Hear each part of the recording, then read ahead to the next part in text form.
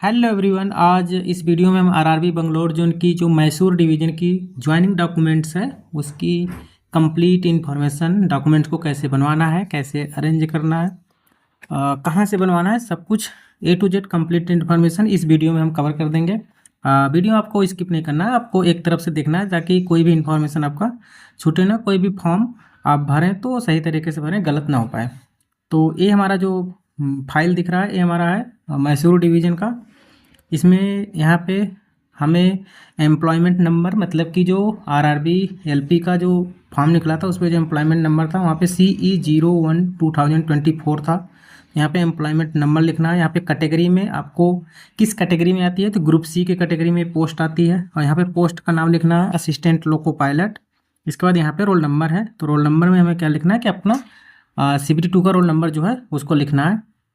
ठीक है, यहाँ से हमारा ए ऊपर वाला चार हमें भर जाते हैं। फिर इसके बाद नीचे आते हैं, इस पर फ़ोटो लगा होता है। फ़ोटो में हमें क्या करना है कि एक यहाँ पे फ़ोटो का आकार पासपोर्ट साइज़ फ़ोटो लगाना है। इस फ़ोटो में वही फ़ोटो लगानी है जो कि हमें ज्वाइनिंग के डॉक्यूमेंट वेरिफिकेशन के समय में जो फ़ोटो लगाए थे उसी फ़ोटो को इस पर हमें लगा देना है। ठीक है, इसके बाद इसमें नीचे आते हैं तो पॉइंट 1 2 3 करके इसमें पॉइंट दिया हुआ है, देख सकते हैं। तो पॉइंट 1 में इसमें लिखा है कि आपको पहले सर नेम लिखना है, तो यहाँ पे सर नेम लिखना है। इसके बाद आपको यहाँ पे नाम लिखना है, आपका जो भी आपका नाम है। ठीक है, तो सर नेम पहले लिखना है, बाद में आपको नाम लिखना है। पॉइंट नंबर 1 कंप्लीट हो जाता है। पॉइंट नंबर 2 में आपको वर्तमान एड्रेस भरना है, अभी आप जहाँ पे रहते हैं। ठीक है, तो आपको यहाँ पे कंप्लीट वर्तमान एड्रेस भर देना है। उसके बाद पॉइंट नंबर 3 के जो ए है जिसमें आपको परमानेंट एड्रेस भरना है, तो परमानेंट एड्रेस में यहाँ पे पॉइंट नंबर 3 के ए में परमानेंट एड्रेस भरना है, पॉइंट नंबर 2 में प्रेजेंट एड्रेस भरना है। कुछ स्टूडेंट का जो वर्तमान मतलब कि प्रेजेंट एड्रेस है और परमानेंट एड्रेस है दोनों सेम होता है, तो आप दोनों में सेम ही भर दीजिएगा। अगर जिनका अलग अलग है तो अलग भरेंगे। इसके बाद जो तीसरा का हमारा ख पॉइंट है, बी पॉइंट है, इसमें उन लोगों को भरना है जो कि भारत के बाहर रहते हैं, जैसे कि पाकिस्तान, बांग्लादेश आदि जैसे देशों में रहने वाले हैं, उनको भरना है। तो यहाँ पे आप नॉट अप्लीकेबल लिखेंगे अगर आप भारतीय हैं तो। ठीक है, इसके बाद हमारा पॉइंट नंबर 4 में आ जाते हैं। पॉइंट नंबर 4 में हमें क्या करना है, इसमें अगर घर से बाहर आप 5 साल के अंदर आप कहीं पे भी रहे हैं, पढ़ाई के उद्देश्य से रहे हैं या फिर किसी जॉब करने के उद्देश्य से या फिर किसी भी वजह से घर के बाहर रहे हैं, तो उसकी इन्फॉर्मेशन आपको यहाँ पे देनी है पॉइंट नंबर 4 में। तो जैसे कि मैं नोएडा में था 2023 से लेके 2025 तक, तो उसकी इन्फॉर्मेशन है। यहाँ पे कहाँ पे रहते थे उसकी इन्फॉर्मेशन है, और यहाँ पे किस ऑफिस में काम करते थे या फिर किस कोचिंग में पढ़ते थे तो उसकी इन्फॉर्मेशन देनी है। तो पॉइंट नंबर 4 में आपको 5 साल के अंदर जहाँ पे भी निवास किए हैं घर के बाहर उसकी इन्फॉर्मेशन देनी है। अगर आप घर पे थे तो इसको खाली छोड़ दीजिएगा, इसको भरने की ज़रूरत नहीं है। ठीक है, इसके बाद हम आ जाते हैं पॉइंट नंबर 5 में। पॉइंट नंबर 5 में आपकी आपका जो फैमिली के बारे में जानकारी है इसमें भरना है। इसमें जैसे कि पिताजी का भरना है, माता का भरना है, अगर शादी हुई है तो आपको husband wife, brother and sister के बारे में इसमें इन्फॉर्मेशन मांगा गया है। इसमें पहले में हमें नाम लिखना होता है, दूसरे में उसकी नेशनलिटी क्या है, प्लेस ऑफ द बर्थ उसके नीचे लिखना, प्लेस ऑफ द बर्थ है। इसके बाद हमारा क्या है कि यहाँ पे हमारा कार्यालय मतलब कि ऑक्यूपेशन क्या है, वो करते क्या है। फिर इसके बाद हमारा परमानेंट प्रेजेंट एड्रेस, फिर उसके बाद परमानेंट एड्रेस ऐसे भर देना। ठीक है, यहाँ से जैसे हमारा फर्स्ट नेम है, फादर नेम का नाम है यहाँ पे भरना है, उनकी नेशनलिटी क्या है, उनका प्लेस ऑफ द बर्थ क्या है, ऑक्यूपेशन वो क्या करते हैं, काम क्या करते हैं वो, उसके बाद उनका प्रेजेंट एड्रेस जो है वो कहाँ रहते हैं और परमानेंट एड्रेस कहाँ रहते हैं। दोनों अगर सेम है तो सेम करिए, अलग अलग है तो उसी प्रकार से मदर नेम में भी भर देना है। उसी प्रकार से अगर आपके शादी हुई है तो वाइफ और हस्बैंड का भी इन्फॉर्मेशन डालना है। फिर ब्रदर हैं तो आपको जितने भी ब्रदर हैं और जितने भी सिस्टर हैं आपको यहाँ पे इन्फॉर्मेशन देनी है। ये हमारे पॉइंट नंबर 5 में इस प्रकार से हमें फैमिली के बारे में इन्फॉर्मेशन मांगा गया है, तो आपको यहाँ पे दे देना है। ठीक है, इसके बाद पॉइंट नंबर 5 का बी है, इसको खाली रखना है, यहाँ पे नॉट अप्लीकेबल लिखना है, क्योंकि ऐसा कोई भी नहीं होगा जिसकी शादी हुई हो और उनके बच्चे बाहर पे पढ़ते हों। तो पॉइंट नंबर 5 में इसमें नॉट अप्लीकेबल लिखना है। अगर आपकी शादी हुई है, आपके बच्चे बाहर विदेश में कहीं भी पढ़ रहे हैं तो उसकी इन्फॉर्मेशन यहाँ पे देनी है। नेक्स्ट में हम आ जाते हैं। नेक्स्ट में हमारा पॉइंट नंबर 6 है। पॉइंट नंबर 6 में आपकी नेशनलिटी मांगी गई है, तो नेशनलिटी में आपको इंडियन भरना है। फिर उसके बाद पॉइंट नंबर 7 में 3 है, A B C करके। ए में आपको मांगा गया है आपसे डेट ऑफ बर्थ भरना है, बी में आपकी जो एज है डेट ऑफ बर्थ के अकॉर्डिंग एज जो है तो उसको लिख देना है, और सी में जो है आपका एज एट मैट्रिकुलेशन, जब आप क्लास 10th कर रहे थे तो उस समय जो एज थी वो लिख देना है। हमारा 7 कंप्लीट हो जाता है। फिर 8 में आते हैं तो 8 में भी हमारा ए बी सी है। तो इसमें देख सकते हैं कि place of the birth, district and state. तो हमारा प्लेस भरना है आपका जो लोकल प्लेस है, उसके बाद डिस्ट्रिक्ट, फिर स्टेट भरना है। उसी प्रकार से बी वाले में डिस्ट्रिक्ट भरना है, स्टेट भरना है, तो डिस्ट्रिक्ट भर देना है, स्टेट। फिर सी में भी सेम हमारा करना है, डिस्ट्रिक्ट और स्टेट। ठीक है, आप इसमें अपने घर का ही एड्रेस भरिए जहाँ आपका जन्म का स्थान है। कुछ स्टूडेंट का डिफरेंट होगा, लेकिन डिफरेंट मत भरिए, आप सेम भरिए जो घर वाला है। ठीक है, उसके बाद हमारा पॉइंट नंबर 9 में, हमारा क्या है कि आपका ए है, इसमें रिलीजन मांगा गया है, तो आपको हिंदू, बौद्ध, क्रिश्चियन जो भी हैं आप यहाँ पे अपना रिलीजन लिखना है। और पॉइंट नंबर 9 के बी में अगर आप SC ST के कैटेगरी के हैं तो आपको यस लिखना है, अगर आप UR OBC से हैं तो आपको नो लिखना है। ठीक है, ये हमारा 9 कंप्लीट हो जाता है। इसके बाद इसमें हमारा 10 है। 10th में हमारा क्या अपना आपका एजुकेशन क्वालिफिकेशन मांगा गया है, पिछले 15 ईयर में आपने क्या क्या स्टडी किया, अध्ययन किया, उसके बारे में कंप्लीट इन्फॉर्मेशन आपको यहाँ पे देना है। सबसे पहले आपको हाई स्कूल देना है, फिर उसके बाद इंटरमीडिएट देना है अगर आपने किया है, फिर ITI, अगर ITI किए हैं तो ITI, डिप्लोमा किए हैं तो डिप्लोमा, उसके बाद आप बीटेक किए हैं तो बीटेक, या फिर उसके अलावा भी कोई कोर्स किए हैं तो सबको आप यहाँ पे भर देना है। सभी की टाइमिंग अलग अलग होनी चाहिए, एक साथ कोई कोर्स किए हैं तो उसको मत भरिएगा। जैसे आपको यहाँ पे ज्वाइनिंग डेट और आपने कब इसको छोड़ा था, इसको यहाँ पे कौन सा कोर्स है, हाई स्कूल है तो ऐसे, उसी प्रकार से इंटरमीडिएट है, आपने कब ज्वाइन किया था, कब आपने उसको कंप्लीट किया, सेम एज ए डिप्लोमा, कब आपने ज्वाइन किया, कब छोड़ा। तो इस प्रकार से सभी क्वालिफिकेशन आपको यहाँ पे भर देना है पिछले 15 ईयर में जो आपने कंप्लीट किया है। ठीक है, पॉइंट नंबर 10 हमारा यहाँ से कंप्लीट हो जाता है। फिर पॉइंट नंबर 11 में हमें क्या करना है कि पॉइंट नंबर 11 ये उन लोगों के लिए है जो कि पहले से किसी गवर्नमेंट सेक्टर में काम कर रहे हैं, या फिर जो काम कर रहे थे छोड़ दिए हैं, तो उनको अपनी इन्फॉर्मेशन यहाँ पे भरनी है। जो पहले से स्टेट गवर्नमेंट हो या सेंट्रल गवर्नमेंट हो उसमें जॉब कर रहे थे, या जॉब कर रहे थे, वर्तमान में कर रहे हैं, उनकी कंप्लीट इन्फॉर्मेशन उनको भरना है। इसमें वही लोग भरेंगे जो पहले से सेंट्रल गवर्नमेंट या स्टेट गवर्नमेंट में होंगे, जो नहीं है उनको खाली छोड़ देना है, जो मतलब कि जॉब में नहीं थे उनको खाली छोड़ देना है। और 11 का जो बी है इसको यहाँ पे भी खाली देख रहे हैं ना, इसको कुछ करना नहीं क्या 11 के बी में। उसके बाद इसमें नीचे आ जाते हैं तो हाँ 12 में आ जाते हैं। 12 हमारा इम्पोर्टेंट है, इसमें जैसे बहुत सारे हमारे इसमें 2 पॉइंट होते हैं, पॉइंट 1 और पॉइंट 2। पॉइंट 1 में हमारे ए से लेके जे तक हमारे पॉइंट लिखे होते हैं, इसको आपको पढ़ना है, इसमें यस नो में आंसर देना है। जैसे क्या आपको कभी गिरफ्तार किया गया है, तो अगर हाँ तो हाँ, नहीं तो आप नो लिख दीजिएगा। उसी प्रकार से आपको प्रोसिक्यूट किया गया था तो हाँ, या फिर आपको नहीं तो आपको नो लिखना है। ठीक है, आप अपने अकॉर्डिंग इसमें पढ़ लीजिएगा, जो भी है आपकी इन्फॉर्मेशन सब दिया हुआ है। जैसे कि किसी न्यायालय में जुर्माना लगाया गया है, इसमें है तो अगर हाँ लगाया गया तो हाँ, नहीं तो फिर आपको नो भरना है। ठीक है, आप सभी में नो भर दीजिएगा। अगर आपके साथ किसी भी प्रकार का घटना घटा है जो इसमें मेंशन किया गया तो आप वहाँ पे हाँ लिख दीजिएगा, अगर नहीं है तो सभी में आपको इस प्रकार से नो भरना है। ठीक है, इसके बाद इसमें हमारा आ जाते हैं नीचे, तो 12 का जो इसका पॉइंट नंबर 2 है, 12 का ये जो पॉइंट नंबर 2 है इसमें लिखा गया है साफ साफ कि आपने जो पॉइंट नंबर फर्स्ट के ए से लेकर जे तक इन्फॉर्मेशन दी गई है, जैसे ये सब, इसमें आपने किसी में मान लीजिए इसमें आपने यस भर दिया है, तो अगर यस किया है तो उसकी कंप्लीट इन्फॉर्मेशन हमें यहाँ पे देना होगा। ठीक है, पॉइंट नंबर 2 में 12 के दूसरे में हमें कंप्लीट इन्फॉर्मेशन देना है, अगर आपने ऊपर किसी में भी यस किया है तो। ठीक है, अगर ऊपर किसी में यस किया है तो उसकी इन्फॉर्मेशन यहाँ पे कंप्लीट भरनी है कि आपने यस किया है तो कब पकड़ा गया था, कब आपको इन्फॉर्मेशन मतलब कि जुर्माना लगा था, A to Z complete information देनी है। यहाँ से 12 हमारा कंप्लीट हो जाता है। इसके नीचे हमारा 13, यहाँ पे हमारा 13 में हमारा क्या होता है कि आपके 2 जानने वाले होने चाहिए, वो घर के हो सकते हैं, घर के बगल के भी हो सकते हैं, उनका यहाँ पे नाम रहेगा। ठीक है, उनकी कंप्लीट एड्रेस रहेगी, उनसे आपके बारे में पूछा जाए तो बता सके आपके बारे में। तो ये ऐसे लोगों को यहाँ पे नाम 2 लोगों को देना है, उनका एड्रेस दे देना है। ठीक है, यहाँ पे आपको सिग्नेचर करना है और यहाँ पे एड्रेस जो स्टेट होगा स्टेट, और यहाँ पे डेट लिख देना है। डेट आप ज्वाइनिंग की डेट लिख सकते हैं या फिर पहले की भी डेट लिख सकते हैं, ये आपके ऊपर डिपेंड करता है। यहाँ से हमारा ये अटेस्टेशन फॉर्म जो है ये कंप्लीट हो जाता है, जो कि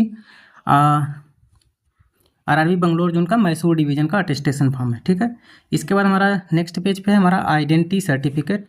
यहाँ पे देख सकते हैं ये आइडेंटिटी सर्टिफिकेट है। इसी वाले पे इसमें हमें ऑप्शन दिया रहता है कि आप किस अधिकारी से बनवा सकते हैं। तो इसमें बहुत सारे दिए हुए हैं, लगभग 6 और 7 हैं। तो यहाँ पे देख सकते हैं, जैसे हमारा पहला है गैजेटेड ऑफिसर, यहाँ पे एसडीएम से करवा सकते हैं, मजिस्ट्रेट से करवा सकते हैं, डिप्टी तहसीलदार से करवा सकते हैं, ब्लॉक डेवलपमेंट ऑफिसर से करवा सकते हैं, स्कूल कॉलेज के हेडमास्टर से करवा सकते हैं। तो आइडेंटिटी सर्टिफिकेट आप इतने लोगों से बनवा सकते हैं। बनवाने का तरीका इसमें जो नीचे दिया है मैं बताता हूँ अभी।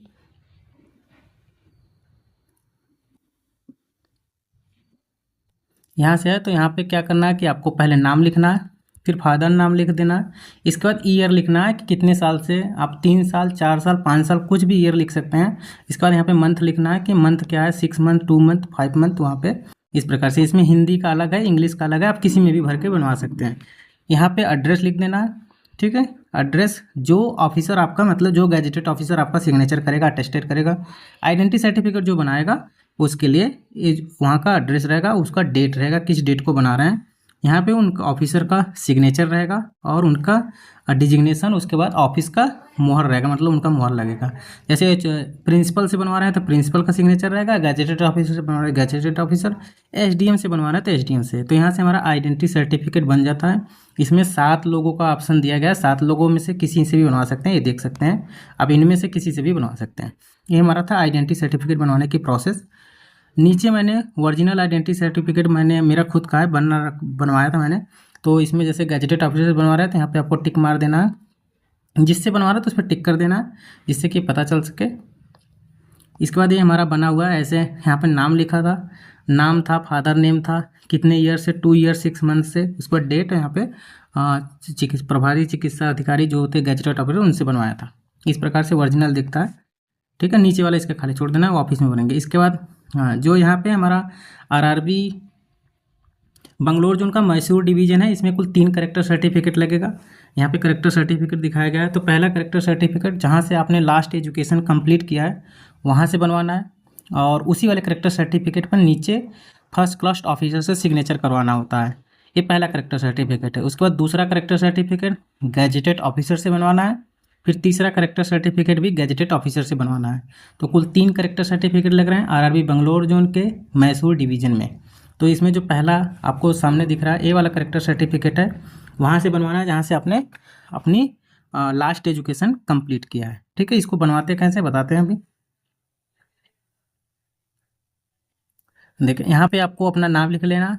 यहाँ पे आपको पिताजी का नाम रहेगा। इसके बाद यहाँ पे कोर्स, अगर आपने आईटीआई किया है तो यहाँ पे 2 साल भरिएगा और 1 मंथ भर दीजिएगा। बीटेक किया है तो 4 साल, डिप्लोमा किया है तो 3 साल, जितने साल का आपका कोर्स है उतने साल का यहाँ पे ड्यूरेशन लिख देना है। आप इसको हिंदी में भी लिख सकते हैं, इंग्लिश में भी लिख सकते हैं, इसमें 2 दिया है तो आप किसी में भी बनवा सकते हैं।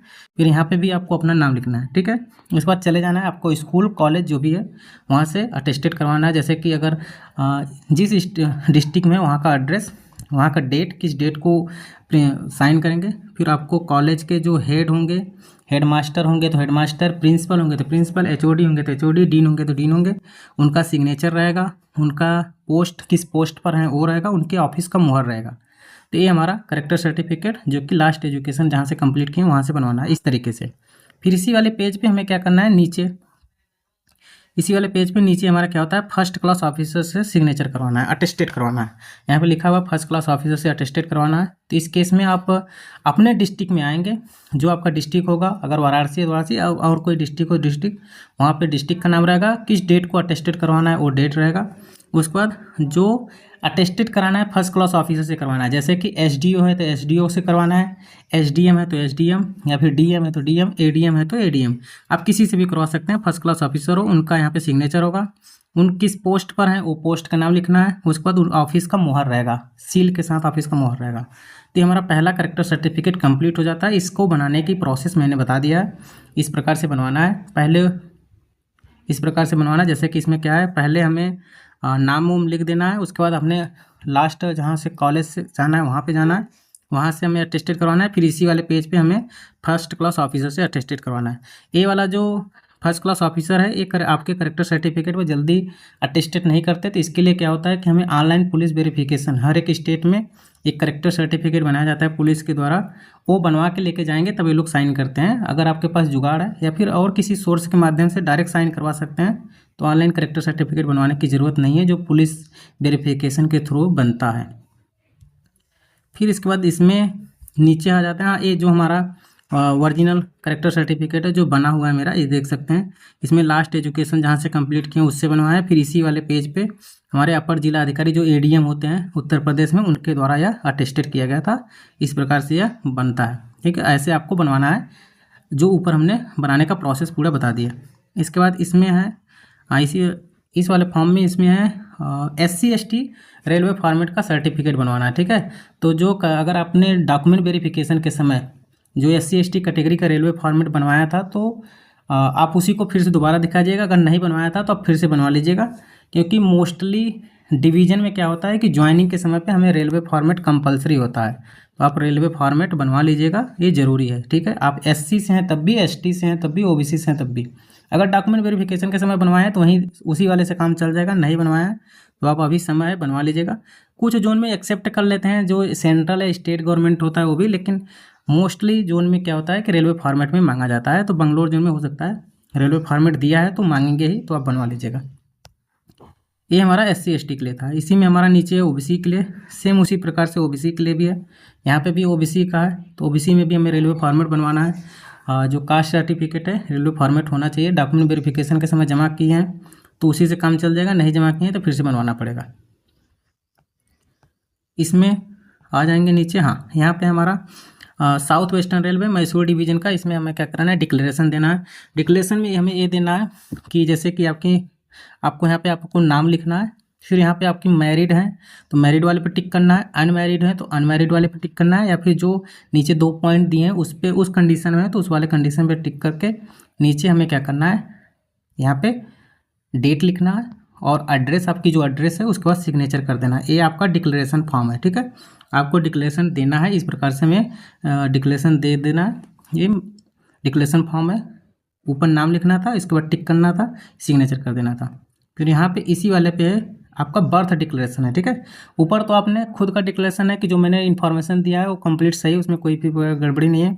मैं अनमैरिड हूँ, मैरिड हूँ, उसकी इन्फॉर्मेशन थी। यहाँ पे हमारा बर्थ का डिक्लेरेशन, आपका जो बर्थ का डिक्लेरेशन है, एक मिनट, हाँ यहाँ पे है बर्थ का डिक्लेरेशन है। इसमें लिखा गया है कि माई डेट ऑफ बर्थ, तो जो मैं डेट ऑफ बर्थ है वो इन वर्ड एंड फिगर्स में हमें बताना है। तो मतलब कि फिगर में आपको, वर्ड में ऐसे लिखना है आपको 15, जैसे कि 15 अगस्त 1998, तो 15 अगस्त 1998 को इस तरीके से लिखना है। तो आपको ऐसे वर्ड में इसको लिखना है। इसके बाद यहाँ पे आपको फादर नेम लिखना है, यहाँ पे प्लेस ऑफ द बर्थ लिखना है, ठीक है। यहाँ पे मैंने गलत लिख दिया है, प्लेस ऑफ द बर्थ लिखना है। जो भी एड्रेस होगा, जैसे कि कपसेठी है तो कपसेठी, वाराणसी है तो वाराणसी, जो भी है प्लेस ऑफ द बर्थ लिखना है। इसके बाद स्टेशन, तो जो आपका स्टेशन नज़दीक है, वाराणसी स्टेशन है तो वाराणसी, और डेट लिख देना, ठीक है। यहाँ पे हमें वर्ड में डेट ऑफ बर्थ लिखना है, उसके बाद इसमें नंबर में भी डेट ऑफ बर्थ लिखना है, 15/8/1998 में ऐसे डेट लिख देना है, ठीक है। वर्ड में भी लिखना है और फिगर में भी लिखना है, दोनों में, ठीक है। तो यहाँ से 15 अगस्त 1998, 15 अगस्त 1998 ऐसे लिख देना है। यहाँ पे फादर नेम रहेगा, प्लेस ऑफ द बर्थ रहेगा, और नियरेस्ट स्टेशन रहेगा, डेट रहेगा। आपको अपना सिग्नेचर करना है और नीचे फुल नेम लिख देना है, ठीक है, कैपिटल लेटर में फुल लिख देना है। ये था हमारा बर्थ डिक्लेरेशन फॉर्म, ठीक है। बर्थ डिक्लेरेशन फॉर्म कंप्लीट हो जाता है। इसके ऊपर हमारा था, ये वाला था आपका मैरिड है अनमैरिड है उसका डिक्लेरेशन फॉर्म था। इसके नीचे हमारा बर्थ डिक्लेरेशन फॉर्म बता दिए कैसे करना है। फिर इसके नीचे वाले आ जाते हैं तो हमारा करेक्टर सर्टिफिकेट, जो मैंने बताया था कि ऊपर वाला जो हमने बताया था करेक्टर सर्टिफिकेट, वो हमारा लास्ट एजुकेशन जहाँ से कंप्लीट किए थे वो था। ये हमारा गैजेटेड ऑफिसर से करेक्टर सर्टिफिकेट बनवाना है। इसमें आपको नाम लिखना है, यहाँ पे फादर नाम लिखेंगे, यहाँ पे टाइम ड्यूरेशन 3 साल 4 साल 5 साल जो भी है, यहाँ पे मंथ लिख देना है। फिर यहाँ पे आपको अपना फिर से नाम लिखना है और एड्रेस लिख देना है। जो गैजेटेड ऑफिसर सिग्नेचर करेगा उनका एड्रेस रहेगा यहाँ पे, और किस डेट को सिग्नेचर कर रहे हैं वो, ठीक है। यहाँ पे सिग्नेचर उनका रहेगा और किस पोस्ट पर है उनके ऑफिस का मुहर रहेगा। तो यहाँ से हमारा पहला गैजेटेड ऑफिसर्स के द्वारा पहला करेक्टर सर्टिफिकेट बन जाएगा। फिर इसके बाद इसी वाले पेज पे हमारा दूसरा करेक्टर सर्टिफिकेट भी दिया है। तो ये किसी दूसरे गैजेटेड ऑफिसर को पकड़ना पड़ेगा आपको, दूसरे गैजेटेड ऑफिसर होंगे, यहाँ पे अपना सिग्नेचर करेंगे, ऑफिस का मोहर लगाएंगे, उनका एड्रेस रहेगा, जिस ऑफिस में रहते हैं उनका एड्रेस, यहाँ पे डेट, किस डेट को सिग्नेचर कर रहे हैं। ऊपर मैंने बताया नाम लिखना है, यहाँ पे फादर नाम लिखना है, यहाँ पे 4 साल या 3 साल या 2 साल कुछ भी लिख सकते हैं, यहाँ पे 6 मंथ 2 मंथ 5 मंथ कुछ भी लिख सकते हैं। यहाँ पे आपका अपना नाम रहेगा, फादर नेम नहीं, आपका खुद का नाम रहेगा, यहाँ पे आशीष पटेल रहेगा इस तरीके से। ये दूसरे गैजेटेड ऑफिसर से हो गए, ठीक है। कुल 3 करेक्टर सर्टिफिकेट है, पहले ऊपर मैंने बताया तो जहाँ से लास्ट एजुकेशन कंप्लीट किए थे वहाँ से, और ये 2 हमने गैजेटेड ऑफिसर से बनवाए, ठीक है। यहाँ से कंप्लीट हो जाता है गैजेटेड करेक्टर सर्टिफिकेट। ये ओरिजिनल इस प्रकार से बनता है, मेरा खुद का है, देख सकते हैं ऐसे भर के इस प्रकार से हमें सिग्नेचर और ऑफिस का मुहर लगवाना पड़ता है, जिससे कि हमारा करेक्टर सर्टिफिकेट कंप्लीट हो सके। अब इसमें है इंक्वायरी। इंक्वायरी में क्या होता है कि Mysore division, south western railway Mysore division में कुछ इंक्वायरी मांगी गई। इंक्वायरी कुछ नहीं होता, इसमें आपकी पर्सनल इन्फॉर्मेशन मांगी जाती है, जैसे कि अटेस्टेशन फॉर्म में आपने भरा था उसी प्रकार से इसमें है। यहाँ पे पहले पॉइंट में है तो आपको फुल नेम लिखना है, दूसरे पॉइंट में फादर का फुल नेम लिखना है, उसके बाद ऑक्यूपेशन वो क्या करते हैं वो लिखना है, तीसरे में होम एड्रेस लिखना है, आपको घर का एड्रेस लिखना है, और चौथे में आपको परमानेंट एड्रेस लिखना है, ठीक है। दोनों सेम है तो दोनों सेम भर सकते हैं, अलग अलग है तो अलग से भरें। इसके बाद जो 5वां है, इसमें फादर का परमानेंट एड्रेस भरना है, जो फादर का परमानेंट एड्रेस क्या है वो भरना है। 6वें में हमारा जो 6 पॉइंट है, इसमें रिलीजन भरना है और आपको कास्ट भरना है। हिंदू धर्म है, हिंदू धर्म, उसके बाद आपकी कास्ट क्या है वो लिखना है, कास्ट सर्टिफिकेट पे प्रोवाइड होता है। ये हमारे 6 पॉइंट थे इंक्वायरी में, इस प्रकार से करना है। नीचे आ जाते हैं, इसमें नेक्स्ट पॉइंट देखते हैं क्या है। हाँ, इसमें 7वां है कि are you member of a schedule caste, SC ST के हैं तो आपको यस लिखना है, अगर नहीं है तो आपको नो कर देना है, ठीक है। डेट ऑफ बर्थ 8वें में डेट ऑफ बर्थ लिखना है। 9th में हमें क्या करना है, आइडेंटिफिकेशन मार्क भरना है, 2 आइडेंटिफिकेशन मार्क जो DV के समय में कराए थे वहीं वाला भर दीजिएगा। उसके बाद 10th में क्या करना है कि आपकी एजुकेशन क्वालिफिकेशन, जो लास्ट एजुकेशन क्वालिफिकेशन है उसको भर देना है, ठीक है। इसके बाद 11th में क्या करना है कि आप कभी गवर्नमेंट एम्प्लॉय थे तो अगर यस करेंगे तो आपको उसकी इन्फॉर्मेशन देनी है, अगर आप गवर्नमेंट एम्प्लॉयड नहीं थे तो नो कर देना है, ठीक है, सिंपली। और 12 क्या है कि आपने कभी प्राइवेट जॉब किया है तो अगर किया है तो यस, नहीं तो फिर आपको यहाँ पे भी नो लिख देना है।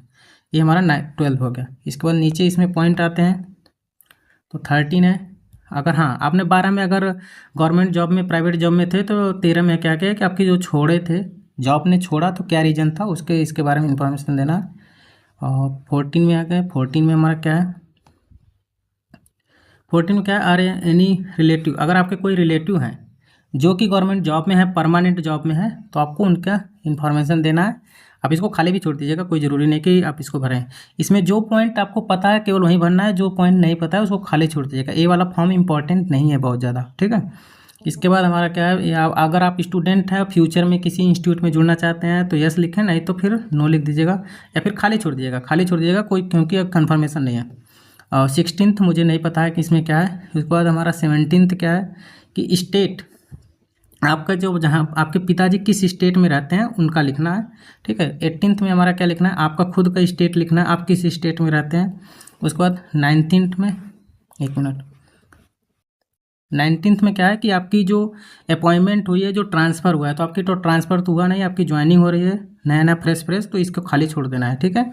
ये जो इंक्वायरी वाले में कुल 19 पॉइंट है, इसमें मैं बता देता हूँ कि जो चीज़ें आपको पता है केवल वहीं भरना है, जो नहीं पता है उसको भरने की ज़रूरत नहीं है, ठीक है। यहाँ पे आपको प्लेस लिख देना है, घर का जो डिस्ट्रिक्ट प्लेस है वो लिख देना, यहाँ पे डेट लिख देना, और यहाँ पे कैंडिडेट की सिग्नेचर रहेगी, ठीक है। इस प्रकार से यहाँ पे सिग्नेचर कर देना है, प्लेस लिख देना, डेट लिखना है।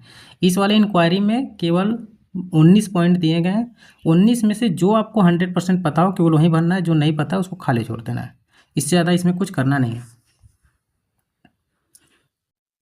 फिर आ जाते हैं, हाँ, इंटीग्रिटी प्लीज, इसमें क्या करता है, इसमें कुछ करना नहीं है। यहाँ पे 4-5 पॉइंट लिखा गया है, ठीक है। यहाँ पे लिखा गया आई देयरफॉर प्लीज माई सेल्फ, क्या आप कभी पब्लिक इंटरेस्ट में काम करेंगे, कभी आप पैसा नहीं लेंगे, किसी प्रकार का घूस नहीं लेंगे, ये सब सारी चीज़ें इसमें लिखी है। आपको पॉइंट पढ़ना है, पॉइंट पढ़कर इसके नीचे ही हमारा क्या होता है, सिग्नेचर करना है। इस प्रकार से आप केवल इस पर अपना सिग्नेचर कर दीजिएगा, आप डेट लिख दीजिएगा, इस डेट ज्वाइनिंग डेट लिख सकते हैं या फिर पहले का भी डेट लिख सकते हैं, और यहाँ पे आप अपना एड्रेस लिख दीजिएगा। इसमें और कुछ करना नहीं है। इसमें 4-5 पॉइंट लिखा गया है कि आप घूस नहीं लेंगे, आप पब्लिक के इंटरेस्ट पे काम करेंगे, अच्छे बिहेव रखेंगे, यही सब सारी पॉइंट ले। इसमें आपको यहीं वाला सिग्नेचर कर देना है, कर देना है, ठीक। इसके बाद इसमें ये हमारा साउथ वेस्टर्न रेलवे का मैसूर डिवीज़न का है। इसमें क्या करना है कि आपको अपना नाम लिख देना है और सारी चीज़ों को खाली छोड़ना है, क्योंकि इसमें bill unit, PF, fund number और स्टेशन अभी अलॉट नहीं हुआ। डिपार्टमेंट तो चलो ठीक है, इंडियन रेलवे होता, इसको अभी खाली रखना है इस पेज में। इसमें पेज में खाली रखिएगा क्योंकि इसमें बहुत सारी इन्फॉर्मेशन अभी हमारे पास नहीं है, इसको खाली रखना है। इसमें आपको नॉमिनी भी भरना होता है, ठीक है। तो इसमें नॉमिनी उमनी है, आप अपने किसको नॉमिनी बनाना चाहते हैं वो सब चीज़ें हैं, तो इसको खाली रखिएगा क्योंकि इसकी कंप्लीट इन्फॉर्मेशन हमारे पास नहीं है अभी, तो हम इसको खाली रख रहे हैं, इसके बारे में बता नहीं रहे। नेक्स्ट पेज पे हम चलते हैं, तो यहाँ पे लिखा गया affidavit. Affidavit before the sworn first class officiation in the following format. ये क्या करना है कि एक हमारा एक प्रकार का करेक्टर सर्टिफिकेट होता है जो कि हमें एफिडेविट पर देना होता है कि हमारी जो हमारा नाम ये है, हमारे पिताजी का नाम ये है, मेरा एड्रेस ये है, मैं एक लोको टेक्नीशियन ट्रेनिंग लोको पायलट के लिए असिस्टेंट लोको पायलट के लिए ज्वाइन कर रहा हूँ, मेरा करेक्टर सर्टिफिकेट सही है, इस प्रकार से आपको देना है। आपको मतलब कि खुद का करेक्टर सर्टिफिकेट एफिडेविट फॉर्मेट में बनवा के देना है, ठीक है। यहाँ पे देना है, इसको फर्स्ट क्लास ऑफिसर से भी अटेस्टेड करवाना होता है, ठीक है। यहाँ पे क्या करना है, आपको अपना नाम लिख देना है, फादर नाम लिखना है और एज आपकी जो भी है, प्रेजेंट एज जितनी भी हो उसको लिख देना है, कंप्लीट एड्रेस लिख देना है। यहाँ पे पोस्ट का नाम लिखना है, पोस्ट के नाम में ट्रेनी एलपी मैकेनिकल या फिर ट्रेनी एलपी इलेक्ट्रिकल लिखना है। तो यहाँ पे अभी आपको डिसाइड नहीं है, तो इसको खाली छोड़िएगा ये वाले सेक्शन को, ठीक है। इसके बाद इसमें नीचे आएंगे तो हमारा इस प्रकार से यहाँ पे भी पोस्ट का नाम होता है ट्रेनी एलपी मैकेनिकल या फिर ट्रेनी एलपी इलेक्ट्रिकल। तो इस वाले सेक्शन को खाली रखना है क्योंकि कंफर्म नहीं है आपकी पोस्ट क्या है। फिर यहाँ पे आपको डेट लिख देना है, किस डेट को बनवा रहे हैं। यहाँ पे मंथ लिखना है मार्च, उसके बाद यहाँ पे ईयर लिख देना है। और इसी वाले सेक्शन पे नीचे आएंगे तो हमें सिग्नेचर और कंप्लीट एड्रेस होता है। आपका यहाँ पे सिग्नेचर होगा और यहाँ पे आपका फुल एड्रेस होगा, ठीक है। ये हमारा एफिडेविट फॉर्मेट में बनवाना पड़ता है। इसमें दिया नहीं है कितने रुपए का बनवाना है, मैं बता देता हूँ, इस पर दिया नहीं है, ठीक है। 20 रुपये का बनवाइएगा, 20 से ज़्यादा का बनवाइएगा, उससे कम नहीं बनवाना है। मैंने बता दिया कि इसको ऐसे भरना है। भरने के बाद यहाँ पे डेट उट लिखना है, यहाँ पे सिग्नेचर रहेगा, यहाँ पे आपका कंप्लीट एड्रेस रहेगा। अब इसको बनवाने का मैं प्रारूप दिखा देता हूँ, मेरे पास बना हुआ है। तो अब इसको इस तरीके से बनवाना है। ये हमारा है एफिडेविट में फॉर्मेट में जाना है।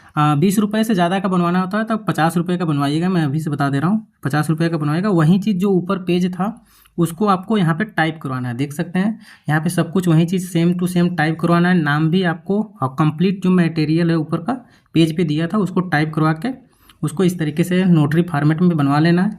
फिर जैसे ही नोटरी फॉर्मेट में बन जाएगा, देख सकते हैं इस तरीके से दिखेगा। फिर इसको आपको फर्स्ट क्लास ऑफिसर से अटेस्टेड करवाना है, जिसमें आपको एसडीएम भी आते हैं, डीएम भी आते हैं, एडीएम भी आते हैं, एसडीओ भी आते हैं। आप किसी से भी करवा सकते हैं, फर्स्ट क्लास ऑफिसर होना चाहिए, उससे अटेस्टेड करवाना है। ये एक तरह का करेक्टर सर्टिफिकेट है जो आपको एफिडेविट में बनवा के देना है, ठीक है। यहाँ से ये देख सकते हैं, इस पर ये वाला था पेज, इसी को बनवाना है, उसको टाइप करवाना है, ठीक। इस तरीके से दिखेगा। बनवाने के बाद हमें एफिडेविट फॉर्मेट में इस तरीके से बनवाएंगे तो इस तरीके से रहेगा।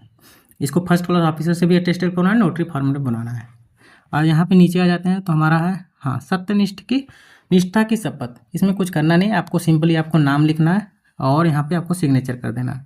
इसमें क्या होगा कि आपने जो इन्फॉर्मेशन दिया है सब कुछ सही है, सत्य है, इसमें किसी प्रकार का झूठ उठ नहीं है। यहाँ पे ज्वाइनिंग डेट लिख देना है, किस डेट को ज्वाइनिंग हो रही है। यहाँ पे अगर नीचे आ जाएंगे तो इसमें एक और हमारा है जन्म तिथि का जन्म तिथि प्रमाण पत्र, एक तरीके से सर्टिफिकेट ऑफ द बर्थ। यहाँ पे आपको अपना नाम लिखना है, किस पोस्ट के लिए ज्वाइन कर रहे हैं, एलपी मैकेनिकल या फिर एलपी इलेक्ट्रिकल, इसको खाली छोड़ दीजिएगा क्योंकि ये अभी कंफर्म नहीं होगा कि किस पोस्ट के लिए है। इसके बाद यहाँ पे डेट ऑफ बर्थ लिखना है आपको। डेट ऑफ बर्थ हमें फिगर में लिखना है, इसके बाद इन वर्ड में लिखना है, ठीक है, दोनों में लिखना है, फिगर में इन वर्ड में दोनों में आपको डेट ऑफ बर्थ लिखना है। यहाँ पे आपको अपना खुद का सिग्नेचर करना है, ठीक। तो ये हमारा हो गया सर्टिफिकेट ऑफ द बर्थ। एक हमने ऊपर भी सर्टिफिकेट ऑफ द बर्थ था, वहाँ पे भी ऐसे डेट फिगर में और वर्ड में लिखे थे और सिग्नेचर किए थे, और यहाँ पे भी हमें करना है। तो ये सर्टिफिकेट यहाँ से कंप्लीट हो जाता है। फिर इस पर नीचे आ जाते हैं तो यहाँ पे लिखा गया है हमारा डीड ऑफ इंडेमनिटी बॉन्ड। यहाँ पे लिखा गया है 100 रुपये के बनवाना है। 100 रुपये पे बोला गया है साफ 100 रुपये के एडहेसिव स्टाम्प पे बनवाना है। स्पेशल एडहेसिव स्टाम्प पे डीड ऑफ इंडेमनिटी बॉन्ड बनता है, 100 रुपये का लिखा गया है, उससे ज़्यादा का बनवाना है, उससे कम का नहीं बनवाना है, ध्यान रखिएगा। बनवाने का तरीका मैं बता देता हूँ, किस डेट को बन रहा है। यहाँ पे डेट लिखा जाता है, 5 मार्च को बन रहा है, 5 मार्च जो भी है। इसके बाद यहाँ पे मार्च लिखना है और 2026 लिख देना है, ठीक। यहाँ पे आपका नाम रहेगा, फुल नेम रहेगा, यहाँ पे फादर नेम रहेगा फुल नेम, और यहाँ पे आपका कंप्लीट एड्रेस रहेगा इस प्रकार से। फिर नीचे आएंगे तो एक गार्जियन बनाना पड़ता है। गार्जियन में आप अपने पापा को बना सकते हैं, मम्मी को बना सकते हैं, आस पड़ोस के किसी को भी बना सकते हैं, कोई फिक्स नहीं है। यहाँ पे आप गार्जियन नेम में आप बना दीजिएगा किसी को, जैसे दिनेश पटेल है, और उनके पिताजी का नाम यहाँ पे लिखा जाएगा और उनका भी यहाँ पे कंप्लीट एड्रेस रहेगा। इस तरीके से कंप्लीट एड्रेस रहेगा। ये हमारा ऊपर का जो भरने का तरीका था, मैंने बता दिया कि इस तरीके से भरना है। ठीक, नीचे आएंगे इस पर तो हमारा क्या, ये 2 लाइन खाली छोड़ देना है, जो चीज़ें नहीं पता उसे खाली छोड़ देना है। इसमें नीचे आएंगे तो यहाँ पे जो स्टूडेंट है उनका सिग्नेचर रहेगा, और यहाँ पे जो श्योरिटी देगा, श्योरिटी जो भी देगा वो गवर्नमेंट एम्प्लॉय होगा, उसका ग्रेड पे आरआरबी एलपी के ग्रेड पे से अधिक होना चाहिए, ध्यान रखिएगा। श्योरिटी जो देगा वो गवर्नमेंट एम्प्लॉय होगा। वो ज़रूरी नहीं कि आपके डिस्ट्रिक्ट का हो, वो कहीं का भी हो सकता है, बस आपको जानने वाला होना चाहिए। इसके बाद नीचे आ जाएंगे तो हाँ, यहाँ पे है हमारा ट्रेनिंग के बारे में इन्फॉर्मेशन देना है कि जो स्टूडेंट है उसकी कंप्लीट इन्फॉर्मेशन, उनका यहाँ पे सिग्नेचर होगा, उनका फुल नेम रहेगा, फुल नेम लिखना है। उसके बाद उनकी कंप्लीट एड्रेस रहेगी, फिर किस डेट को सिग्नेचर किए वो डेट रहेगी। ठीक है, ध्यान रखना। ये ट्रेनिंग हो गया, स्टूडेंट होगी, स्टूडेंट की इन्फॉर्मेशन यहाँ पे लिखेगी। अब इस स्टूडेंट को जानने वाले 2 विटनेस चाहिए होंगे। जैसे आप स्टूडेंट हैं तो आपको जानने वाले 2 विटनेस चाहिए, और ये विटनेस आपके घर के मेंबर हो सकते हैं, आपके आस पड़ोस के मेंबर हो सकते हैं, आपके डिस्ट्रिक्ट के मेंबर हो सकते हैं, बस आपको जानने वाले होने चाहिए। उनका यहाँ पे सिग्नेचर रहेगा, उनका नाम रहेगा, उनकी कंप्लीट एड्रेस रहेगी और किस डेट को सिग्नेचर किए हैं।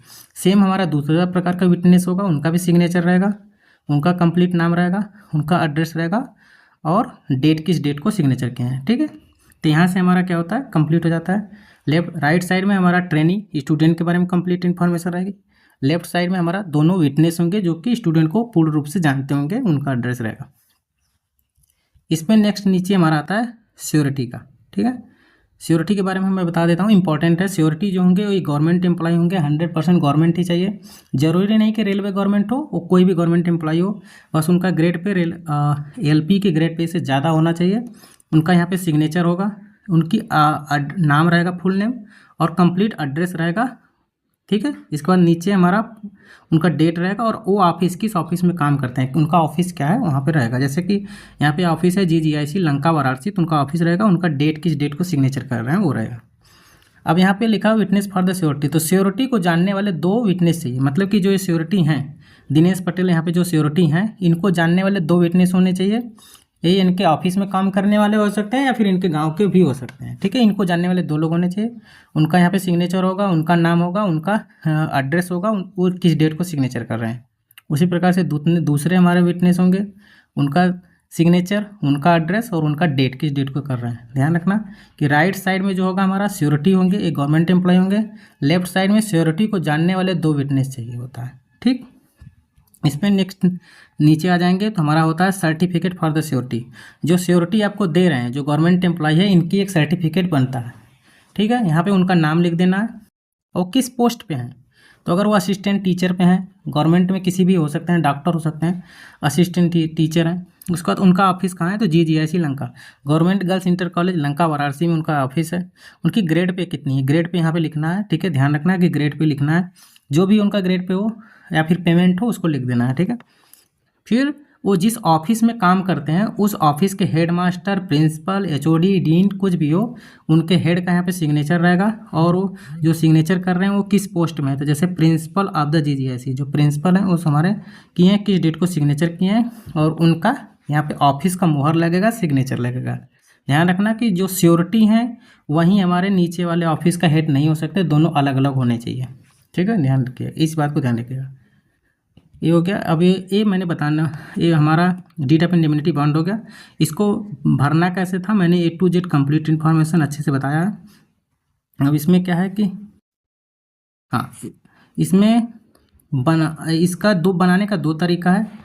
यहाँ पे देख सकते हैं, इस तरीके से बनवा सकते हैं कि आप जो रेलवे ने पेज दिया है, 3 पेज का डीड ऑफ इंडेमनिटी बॉन्ड दिया, आप उसको प्रिंट कराइए, उसको भर के आप अपने तहसील, नज़दीकी तहसील में जाइए, उसको उसी पे एडहेसिव स्टाम्प लगवाकर उसको बनवा सकते हैं। इस प्रकार से बनेगा, देख लीजिए ये वाला जो पेज है उसी प्रकार से उसको प्रिंट करवाइए, भर के ले जाइए अपने तहसील में, वहाँ पे ले जाके डायरेक्ट इसी पे बनवा लीजिए। ठीक है, इस पे एडहेसिव स्टाम्प लगेगा।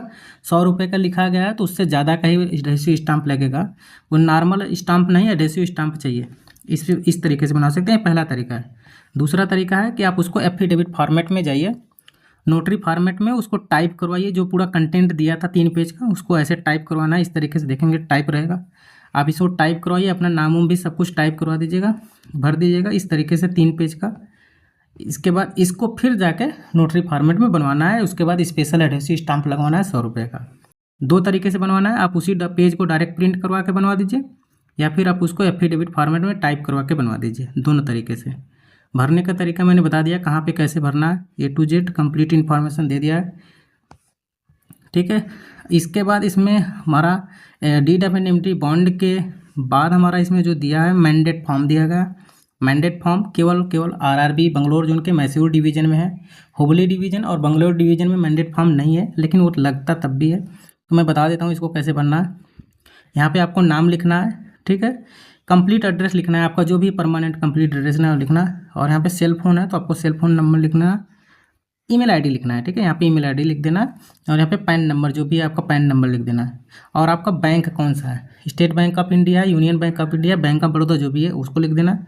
और वो ब्रांच का नेम लिख देना है कि कौन सा ब्रांच है, यहाँ से भर देना है। इसके नीचे जाएंगे तो यहाँ पे किस प्रकार का हमारा अकाउंट है, सेविंग बैंक अकाउंट है, करंट अकाउंट है, सेविंग को लिखना। अकाउंट नंबर की इन्फॉर्मेशन यहाँ पे देनी है। उसके बाद चेक बुक पे हमारा होता है बैंक के MCIR कोड, MICR कोड होता है, ये बैंक के चेकबुक पे लिखा होता है, पासबुक पे भी लिखा होता है, यहाँ से भर देना है। इसके बाद IFSC कोड जो होगा बैंक का वो लिख देना है, SBI, ठीक है। किस डेट को गए हैं सिग्नेचर करवाने, इसके बाद स्टूडेंट का यहाँ पे सिग्नेचर रहेगा, ठीक। इसके नीचे ही हमारा क्या होगा, बैंक के मैनेजर के यहाँ पे मुहर लगेगी और उनका सिग्नेचर लगेगा, बैंक के मैनेजर का या फिर बैंक के एम्प्लॉय का होगा, ठीक है। ये हमारा हो गया मैंडेट फॉर्म जो कि आरआरबी बंगलोर जोन का मैसूर डिवीज़न में लग रहा है। इस प्रकार से इसको भरना है, बनाना है। ये हमारा ओरिजिनल मैंडेट फॉर्म है, मेरा खुद का बना हुआ है 2023 का, तो मैंने ऐसे बनवाया था। इसमें हमारे बैंक में वालों ने सिग्नेचर मुहर मार के इसे दिया था। और सभी जोन कोई भी डिवीज़न हो उसमें एक कैंसिल चेक लगेगा ही लगेगा। आप ज्वाइनिंग के समय जाएंगे तो एक कैंसिल चेक लगेगा, चेकबुक आपको बनवाना है। आप चाहे कोई डिवीज़न हो, कोई जोन हो, कोई डिवीज़न हो, आपको कैंसिल चेक लगेगा। आप चाहे इसको आज बनवाइए चाहे 10 दिन बाद बनवाइए, जब तक आप कैंसिल चेक नहीं देंगे तब तक आपका पेमेंट नहीं आएगा। तो आप किसी भी डिवीज़न के हो, किसी भी जोन के हो, आपको कैंसिल चेक बनवाना है, ठीक है। इस प्रकार से बनवा के उसको कंप्लीट कर देना है। नीचे इसमें अटेस्टेशन फॉर्म दिया गया है, इसमें जो इन्फॉर्मेशन आपको पता है, नीचे NPS फॉर्म दिया गया है। NPS फॉर्म में नेशनल पेंशन स्कीम सिस्टम इसमें इसके बारे में बताया गया। आपको फ़ोटो लगा देना है। जो इसमें नाम, address, father name, date of birth, ये सब जो चीज़ें पता है उसको भर दीजिएगा। जो चीज़ें नहीं पता है उसको खाली छोड़ दिएगा, क्योंकि इसमें बहुत सारी इन्फॉर्मेशन ऐसी होती है जो हमें अभी नहीं पता है, इसको बाद में भरना होता है। PRAN number, account number, PF number, बहुत सारी चीज़ें हैं। तो यहाँ पर सिग्नेचर कर दिया, इससे ज़्यादा इसमें कुछ भरना नहीं है, इसको खाली छोड़ दीजिएगा। जो ऊपर बताएं वो कंप्लीट इन्फॉर्मेशन थी, आपके ज्वाइनिंग डॉक्यूमेंट से रिलेटेड सभी इंपॉर्टेंट इन्फॉर्मेशन बता दिए। अगर इसके अलावा कोई भी कन्फ्यूजन होता है तो टेलीग्राम ग्रुप में मैसेज कर सकते हैं, और इस वीडियो को देख लें। इसके अलावा और कोई इसमें कन्फ्यूजन होगा नहीं, क्योंकि मैंने A to Z complete information दे दिया।